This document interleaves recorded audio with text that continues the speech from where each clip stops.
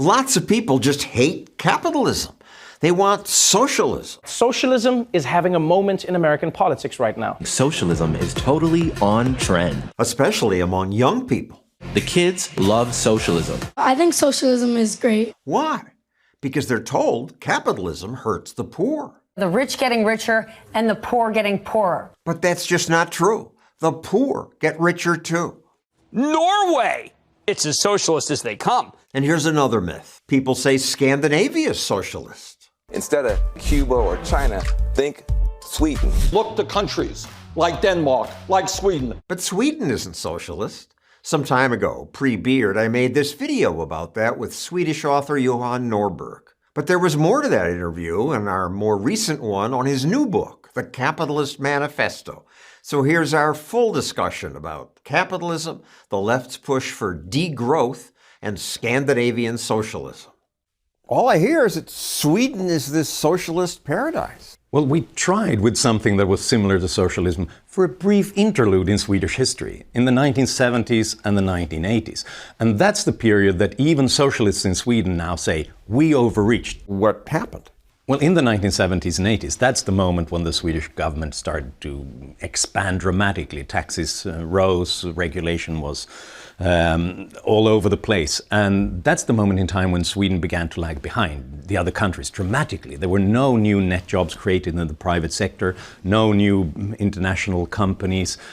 Sweden lagged behind to the extent that we went from being the third richest country on the planet to the 13th richest country on the planet. 13th isn't bad, doesn't sound like a crisis. But it makes it difficult to fund all these policies that Sweden had. So they started to print money. So we had a debt and inflation-fueled boom that ended in a terrible crisis. And to defend the Swedish currency, the central bank even had interest rates at 500% for a while. What made it a crisis? Well, suddenly all those systems that people depended on, the pension system, healthcare and so on, didn't get the funding they needed. So there were waiting lines to get healthcare. People couldn't get the pension that they thought that they depended on for the future. So everybody suddenly realized that something else has to be done. And even the socialist-leaning politicians agreed? The socialist minister of finance in Sweden said that our policies have been unsustainable, sometimes absurd, and the tax system is perverse. So even they wanted to dismantle the big government that they had built. So what happened? Well, early 1990s, we had a wide agreement from the left to the right that we have to reform the economy, open up new markets, liberalize product markets so businesses could start in new areas, do away with occupational licenses and things like that, lower taxes, reform the pension system so that it wasn't unsustainable, partly privatize the pension system. Privatize the pension system? That terrifies people. Yeah, it does. It means you're not guaranteed money from the government. Exactly. It's only a defined contribution. You don't know what you will get. And obviously that scares people who wanted a lot. But when they realized that the alternative was that the whole pension system would collapse, they thought that this is much better than nothing. But Sweden is still cited as the socialist paradise. When you look at our policies, we do have a bigger welfare state than the US, higher taxes than the US, but in other areas, when it comes to free markets, when it comes to competition, when it comes to free trade, Sweden is actually more free market. If you look at the latest statistics from the Heritage Foundation and Wall Street Journal, Sweden is apparently more free market than the United States. There's no minimum wage. Government doesn't control production. Yeah, and we've also tried to open up the welfare state to private providers because we've realized that we've got problems with a nationalized healthcare system, so we need to, privatize one of the biggest hospitals in Stockholm and open up to other private companies. And in the education system, because it didn't work. It didn't work very well. So we needed competition, innovation, new ideas. So we rolled out a national school voucher system so that private schools got the same funding as the public ones. On The View. Name one country that socialism has ever worked, and also First of all, socialism means the government owning the means of production. Sweden has never had that. The socialists realized in Sweden that they need big business. They need multinational companies to fund the welfare state. So it was always a free market to that extent. And the big businesses, even got specific benefits and privileges because the economy was so dependent on them. Jim Carrey. I grew up in Canada. Okay, we have socialized medicine. And I'm here to tell you that this bullshit line that you get on all of the political shows from people is that it's a failure. The system is a failure in Canada. It is not a failure in Canada. I never waited for anything in my life. I chose my own doctors. My mother never paid for a prescription. It was fantastic. He must have been lucky, and that's great. But in the recent Swedish election, the top priority for voters in the polls was not crime or immigration or the economy, it was healthcare and the fact that people had to wait in line for treatment for such a long time. Specifically, when it comes to cancer treatment, for certain types of cancer, you have to wait for more than 200 days to get treatment. And that tells you something about the problem of rationing healthcare by just not giving people what they need. They got a booming economy that is growing at twice the rate of the American economy. They got surpluses, they got more people working, and they have a society that works. Well, everybody has to work in Sweden to fund the welfare state because it's so large. So we really have to do hard work to get people into jobs. But the way we do that is by opening up more markets, having fewer license requirements, occupational licenses, the kind of things that America has to stop people from entering new jobs. And so in a way, we'll have a successful economy, but that's partly because we're free market to some extent. From your movie. It is a socialist economy. Volvos and socialized medicine. All those stereotypes are quite interesting, and many of them are stuck in the past. Volvo is now a Chinese company. What does that mean from a classical liberal point of view? Well, it means that for a while, the Swedish economy was doing so bad and the currency was going south. So everything was quite cheap, so the Chinese and others could buy our big companies. And that was incredibly problematic at that time for the reason that not that they were bought by someone else, it's in a way a sign of strength that they want to invest in our economy. But it's a problem if we don't grow the new companies like that. In around the turn of the millennium, we didn't have one company among the 50 biggest that had been created over the last 25 years. So they were all created during the sort of small government laissez-faire era. But after the reforms, suddenly we reformed the economy, opened up new markets, and then suddenly we got the new companies in telecoms, in tech, and so on. And is this just Sweden, or is this also true for Denmark, Norway? Well, Norway's got oil money. Yeah, Norway is always a strange exception because they have all that oil. So unless American socialists have the plan to strike oil everywhere, that's not a relevant example. But Denmark shrank its government too? Yes. Finland? Scandinavian. Iceland? Yeah. Astrid Lindgren, 102% in taxes? How is this even possible? Yeah, 102% taxes, too much even for the socialists. But how can it be more than 100%? Yeah, it's quite absurd. She was this famous author of children's books like Pippi Longstocking and so on, and a long-time social democrat. She found out that when she sold another book, she ended up with a marginal tax rate. She ended up in a higher threshold that increased the taxes totally, so that she had to pay for selling more books. And she wrote this angry essay about a witch who was quite mean and vicious, but not at all as vicious as the Swedish tax authorities. How can you have a more than 100% tax bill? Yeah, well, no one got that math. And actually, the Swedish socialist finance minister at that time said, no, she's wrong. She's bad at math. But actually, he was the one who was wrong. The Swedish tax system at that time was so perverse and strange that the Swedish population just said, enough, we can't do this. And even the socialists said, this is perverse, we can't do this. So for every extra dollar she earned, she'd owe $1.02? That was too much, even for the socialists. We have some very interesting reforms on letting private enterprises into welfare, schools, hospitals, healthcare, elderly care, that have worked out quite well. Private enterprise runs schools, hospitals? Yeah. Because we realized in Sweden that with these government monopolies, nothing happens. We don't get the innovation that we get when we have competition in other areas.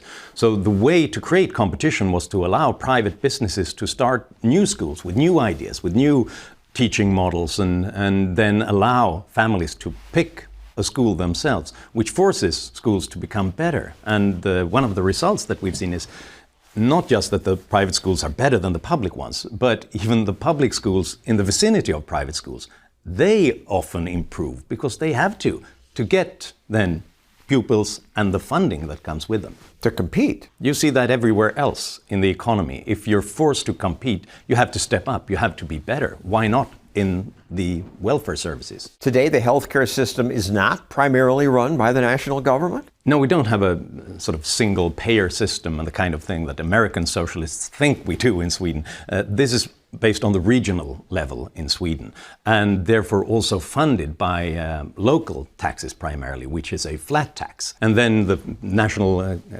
government steps in and has some extra funding for specific things that they want to do. But this is primarily a regional issue. But government run? Yes. Government run, but quite often private businesses in this sector, funded by government money. What can America learn from Sweden? Well, you can learn both from the good and from the bad. The bad experiences we've had and others should learn from is don't get cocky. I mean, even though the economy might work very well, you have all this money, you're on top of the world, you can't turn your backs to the to the creation of wealth. That's what we did in the 1970s and 1980s, and just started to redistribute and make strange policy decisions that ran counter to any kind of economic orthodoxy. And that almost killed the Swedish economy. It almost ruined us completely. So you have to continue to create wealth in order to use it. The good thing to be learned from Sweden is how you reform the economy. I think it's important for the US and to learn from how you can introduce competition and choice in government services, like education, for example. If you want a better future for our kids, you can learn how to reform those systems that we all rely on, the pension system, social security, things that are unsustainable with the kind of demographic future we have, unless we change this into more of defined contribution rather than defined benefits. The low-income earners in Sweden pay a lot more than low-income earners in America. So despite the fact that Sweden looks like sort of a socialist country which taxes the rich exorbitantly high, the truth is the opposite. Really? This is the dirty little secret about the Swedish tax system. We don't take from the rich and give to the poor. We squeeze the poor because they are loyal taxpayers. They don't move to Monaco and they don't dodge, they don't have tax lawyers. So we have most of our income tax come from a flat regional tax at around 30%, even on the poor, even on the middle class. And then we also have a system of VAT, a consumption tax at 25%, where the poor pay exactly the same amount as the rich do. So all of and it's quite a bit. It's about 50 to 60% once you're earning $37,000. But it's interesting that the Swedish tax system is less progressive than the American. If you look at the whole situation in the US, the 10% of the richest households, they pay around 45% of all the income taxes. In Sweden, they only pay 27%. And the reason is that Swedish socialists realized you can have a big government, or you can force the rich to pay for it all. You have to pick one. You can't do both. Because if the rich and the big businesses leave the country, then we have nothing. All these celebrities and politicians say Sweden is socialist, a socialist success. Well, Sweden is not socialist because the government doesn't own the means of production. To see that, you have to go to Venezuela or to Cuba or North Korea. But we did have a period in the 1970s and 1980s when we had something that resembled socialism, a big government that taxed and spent heavily. And that's the period in Swedish history when our economy was going south dramatically. And even socialists nowadays say that was awful. That was a terrible failure that almost killed our economy. Unfortunately, today, most socialists still don't accept the lessons of history, that real socialism has failed everywhere it's been tried. But we who understand the benefits of free and competitive markets shouldn't just point out socialism's problems. We ought to make the case for why capitalism works. So I was happy that Norberg has written this new book, The Capitalist Manifesto. The subtitle says, "The global free market will save the world." That's pretty grandiose. But it is saving the world, bit by bit, step by step, every day. Every day over the past 20 years, more than 130,000 people were lifted out of extreme poverty every day for 20 years. And it happened in societies that began to open up their economies and integrate into trade and global investments.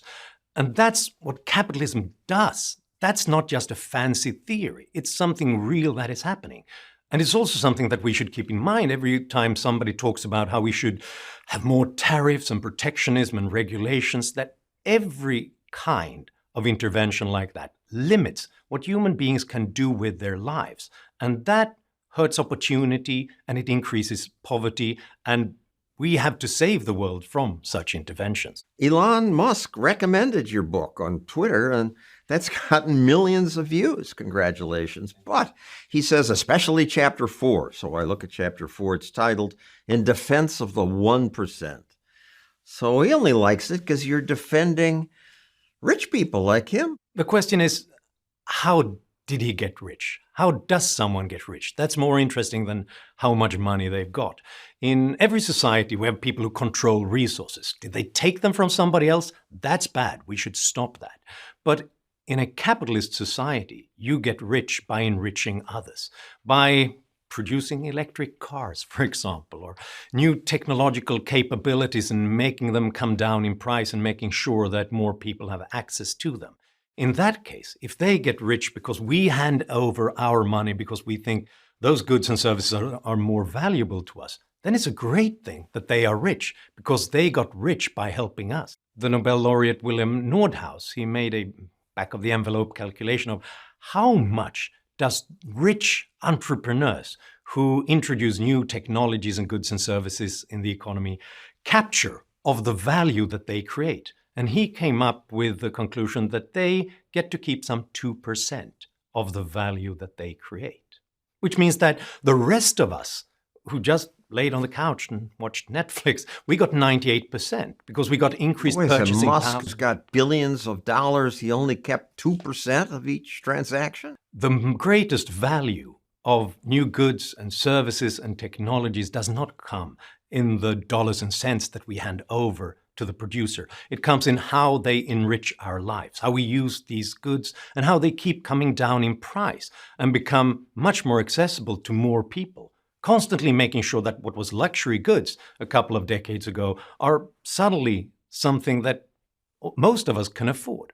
One of the most astonishing statistics about the US is that people who fall below the poverty line in the US now has a greater chance of owning amenities like refrigerators, air conditioners, washing machines, dishwashers, dryers, and of course cell phones and computers than the average American did in 1970. That's the greatest voluntary, spontaneous redistribution of resources that exists. The fact that all those luxury goods come down in price and are suddenly accessible to most people. The headlines, a mass loneliness crisis. Loneliness is an epidemic. We are absolutely in a loneliness crisis. Nothing to back it up? Well, yes, there is an epidemic of headlines saying that there is a loneliness epidemic, but there's no empirical data that actually shows that we feel more lonely now than we did in the past. This is often based on just looking at different generations and notices that, yes, the youngest feel like they're more lonely than the rest of us. But the question is, are they more lonely than we were when we were young? And so you have to compare like with like. So young today compared with young back then, old today compared to old back then. And then there is no such increase in loneliness, which is interesting because I would also think that it's less of a stigma to tell people that you feel lonely nowadays than it was in the 1950s or 70s. But more people live alone now. I would think that would make more people lonelier. That's correct. More people live alone. And there are also instances of people spending less time surrounded by other people. But the interesting thing, and this is what they never tell you in the reports, in the media, is that people who live alone and spend less time surrounded by other people are also more happy with those relationships. So it seems to be something interesting that happens when you choose your own relationships, when you choose your own partners and colleagues and friends to associate with. It's not necessarily a better world, a more harmonious relationship when you're forced into traditional overcrowding or forced to spend time with people because there are no options. And yet these capitalist media, Forbes, capitalism keeps people isolated because of support for personal gain. But this talk about how we're all getting lonelier in capitalist societies. But the question is, if this was the result of capitalism, then surely we would have more loneliness in capitalist, free market societies. But every survey, every poll we're looking at shows that people say that they're less lonely in the most market-oriented societies. There is even a human freedom index produced by Fraser and Cato Institute, which measures how free a society is, how economically free it is. And it tells you that on this 10-point scale, if you increase freedom by 1 point, you reduce loneliness levels by 6 percentage points, according to what people tell the pollster. And that's interesting because there's no such correlation when it comes to what the left and the right talks about, that they want a more equal society or a more religious society. There's no correlation between religion and equality and loneliness. So actually, we need more capitalism and more personal freedom to compensate for the loneliness that apparently equality and religion produces. In your book, you cite a survey which basically says this, which is surprising. They ask people, do you have someone you can count on in times of trouble? And it turns out in America and other capitalist countries, very few people say that. But in places like India and China, where I would think they'd have big families to count on, many more say they have no one. Yeah, it's the complete opposite of what people expect. They think that in traditional societies with enforced communities and collective policies, people would say that they have more people to trust on, more friends and more loyalty. But it's the complete opposite. It seems like in traditional and less market-based societies, between 20 to 30 to 40% say they have no one to count on if they need help. Whereas in the richest and most individualist societies, it's in the low single digits. And it tells you, I think, that enforced community doesn't really create community and solidarity. We had that in our past as well. Overcrowding and enforced relationships, that's not necessarily something that creates solidarity. Once upon a time, the most frequent crime, the most frequent violent crime was children being violent to their parents. It seems like there's something in these voluntary relationships in modern market-oriented societies that creates more decent relationships. The material incentives of capitalists isolate us from nature, each other, and ourselves. It's a miracle we aren't even lonelier. And one of the huge sources of loneliness is capitalism. I understand why those charlatans get an audience, because, yeah, at times we all feel lonely and life and relationships are hard, but do people think that any other non-market society has less of greed? Do they think that the Venezuelan oligarchs or Putin's friends or the Iranian Revolutionary Guard have less interest in personal gain? I think that North Korea is the place where the leaders are most interested in Rolex watches and limousines and fancy cognac, but it's the worst, least market-based society. So everybody's into some sort of gain, but how do they get it? Well, in market-based societies, we only enrich ourselves by enriching others, by coming up with work, goods, services, technologies, opportunities that others are willing to pay for. So it's actually a way of caring for other people, taking their interests and their demand into consideration. Whereas in Russia and Venezuela, they get that personal gain by taking it from others. I believe that socialism is the only way forward for humanity. It is moral, it is just, At this point, it's just common sense. With the boot of capitalism off your neck, you will be more able to enjoy freedom in every sense of the word. This is the traditional way of comparing the everyday existing capitalism with all its flaws, with this dream of how socialism would work in the best circumstances. But when you look at real existing socialism, it doesn't just produce poverty and breadlines. It produces much worse human relationship because it's a top-down system. It's a system where all the resources are distributed from the top, command and control, and what they get, you don't get. So it's a zero-sum game, and we can see that in polls.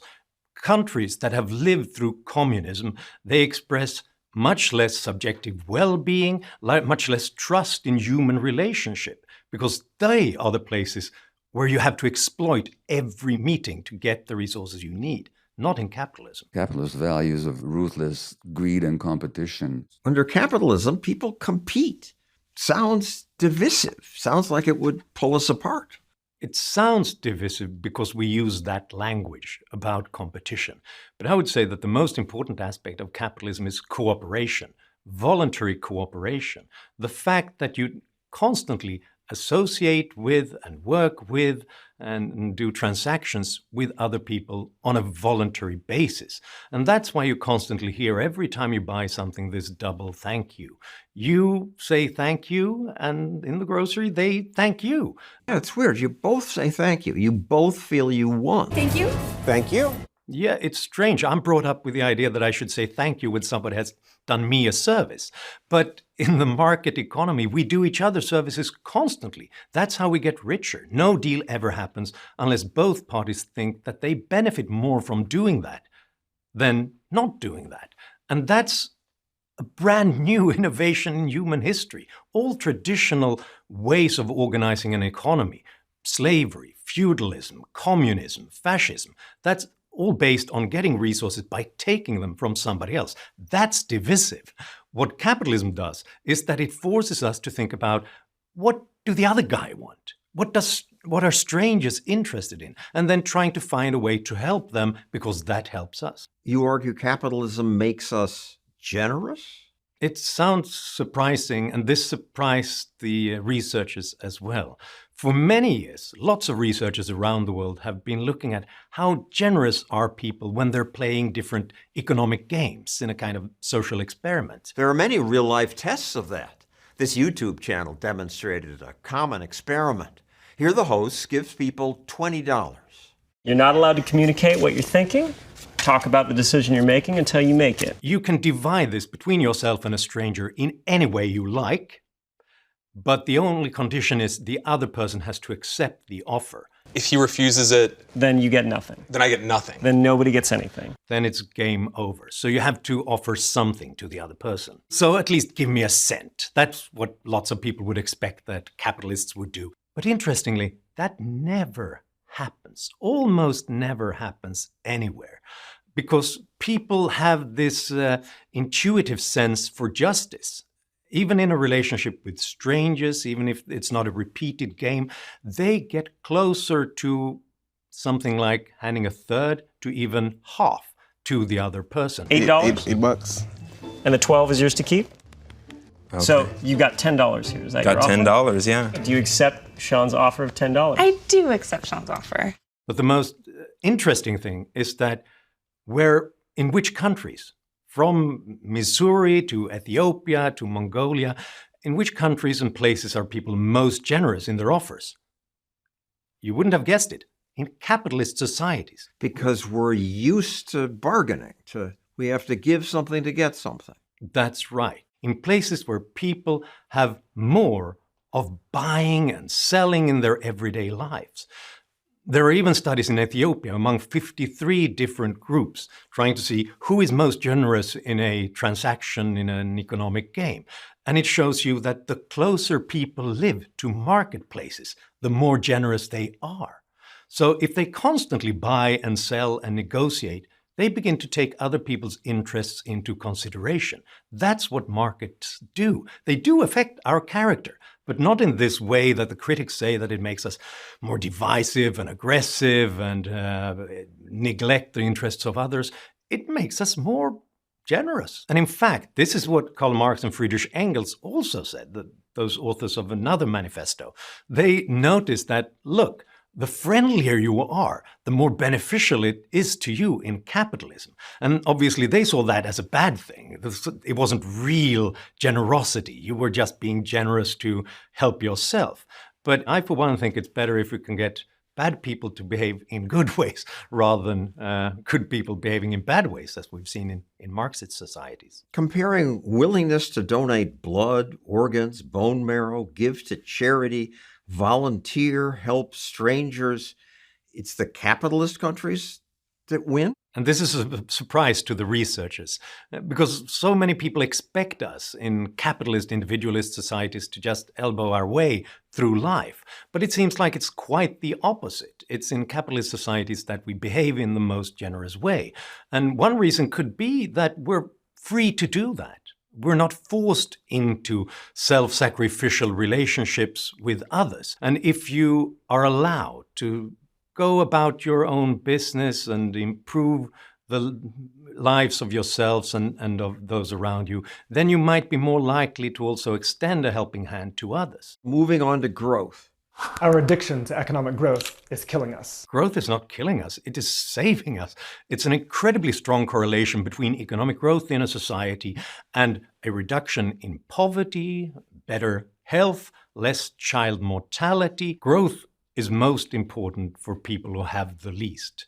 In poor countries, if you open up your economy, if you manage to grow by 4% annually over 20 years, that reduces poverty in that country on average by 80%. All right, so far, but growth means climate change is worse. It means a future of climate chaos. In fact, the risk of dying in a climate-related natural disaster has declined by some 90% since the 1950s.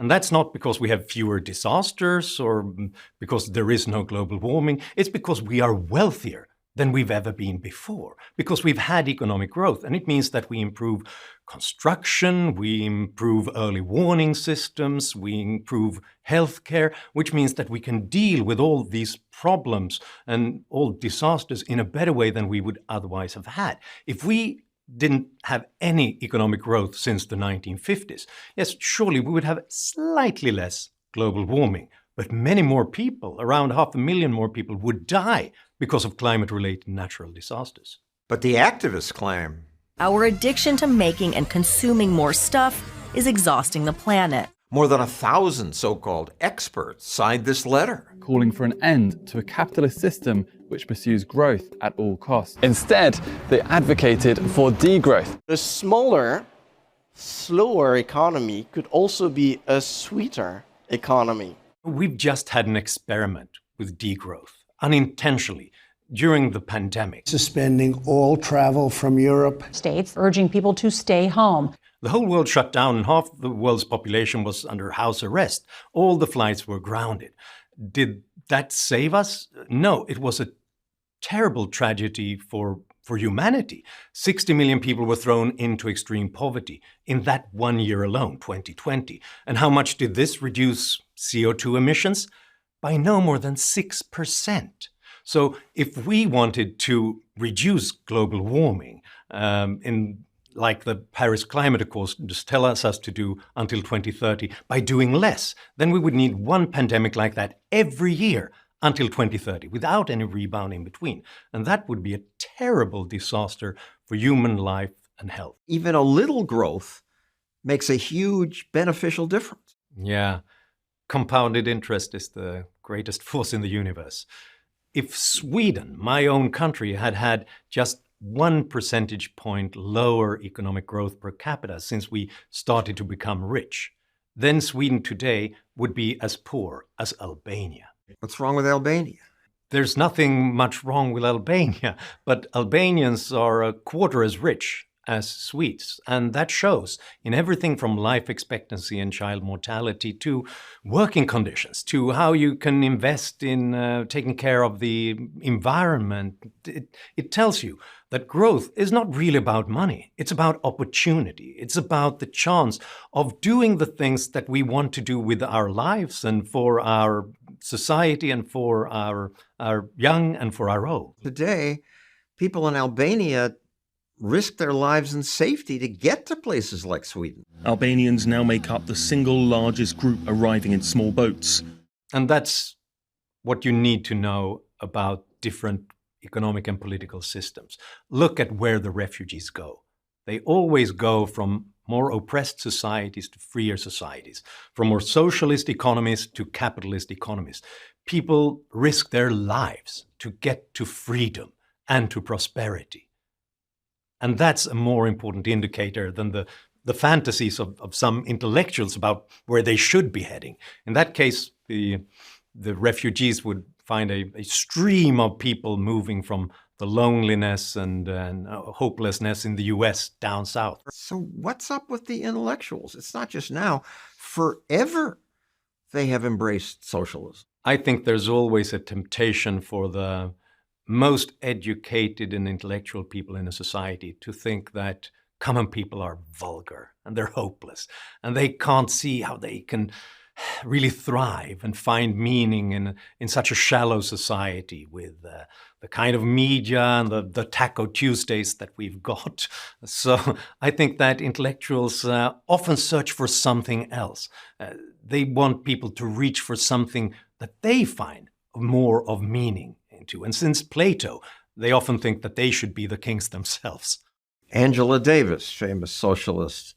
Yeah, racism is integrally linked to capitalism, and I think it's a mistake to assume that we can combat racism by leaving capitalism in place. I classify racism and capitalism as these conjoined twins. In order to truly be anti-racist, you also have to truly be anti-capitalist. What? That's complete nonsense. When you look around the world, the least racist societies with the fewest expressions of racist attitudes are the most capitalist countries. And why is that? Capitalism is the first economic system where you only get rich by opening up opportunities for others, for customers, for workers, for other businesses. And in that case, it pays to be colorblind. It pays to be open to willing customers and to workers who could enrich your company and to do business with other businesses, no matter religion or race or what if they happen to cheer for another team. Doesn't mean that every person will be colorblind. There will always be idiots. But in capitalism, it's costly to be an idiot. In the Jim Crow South, it was businesses that fought Jim Crow because they were losing money. It's often forgotten that owners of buses, railways, streetcars in the American South didn't really segregate systematically until the late 19th century. Why didn't they do that? It was probably not because they were less racist than others in the South, but they were capitalists. They wanted money. They wanted clients, and they didn't want to engage in some sort of costly and brutal policing business in segregating buses. Rosa Parks in Alabama, who famously got on board that bus and protested against segregation. Well, buses in Alabama wasn't segregated until the year 1900 because the owners were capitalists. And that's exactly why the rulers in the American South instituted laws, Jim Crow laws, to force them to segregate their businesses, because they didn't like greedy capitalists who weren't willing to discriminate against the blacks because it was costly to them. They cared about green, money, dollars, not black or white. Yeah, the first rule of business is don't reject willing paying customers and don't harass them, because they won't like what you're doing. So the owners of these transport companies in the South, they tried to avoid those laws, bypass them secretly and fight them in courts. And they were often fined. And the owners were threatened with being imprisoned by southern states because they weren't willing to discriminate. And that's exactly why we got Jim Crow laws, because free markets weren't willing to discriminate. So politicians had to regulate them, to force them to do it. Thank you, Johan Norberg. Thank you.